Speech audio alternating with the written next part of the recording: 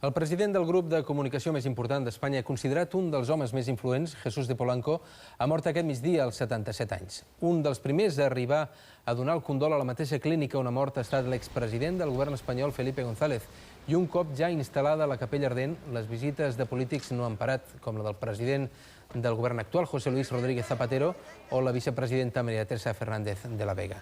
També hi ha hagut polítics del Partit Popular que en els últims mesos havia decidit aquest partit no donar entrevistes ni participar en mitjans del grup que presidia Jesús de Polanco.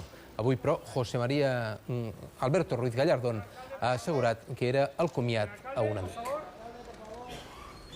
Al margen del reconocimiento que por su labor profesional, por la ingente capacidad de modernización de los medios de comunicación que en la historia del periodismo español tiene Jesús Polanco un referente absoluto, yo hoy lo que he venido es a despedir a un amigo intenso, profundo.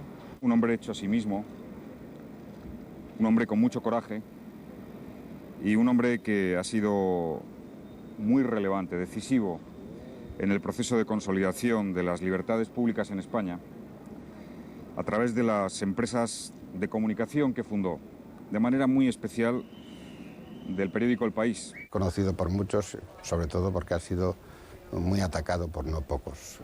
Gracias a él se pudo fundar El País, gracias a él se ha fundado y se ha desarrollado el primer grupo de comunicación en español, no solo en España, sino en América Latina.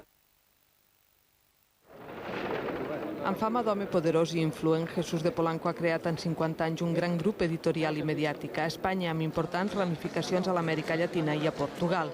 El grup editorial neix amb els llibres de text de Santillana, creix amb editorials com Alfaguara, Taurus o Aguilar i s'amplia participant en la fundació del diari El País, un dels referents de la transició espanyola.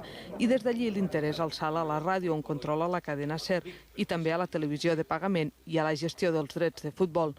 Tot un conglomerat comunicatiu i de negoci que també li va comportar durs enfrontaments amb el govern del Partit Popular. El resultat és un imperi valorat amb més de 3.000 milions d'euros per la revista Forbes i que ara dirigirà el seu fill, Ignacio de Polanco, que l'any passat es va perfilar com el seu successor.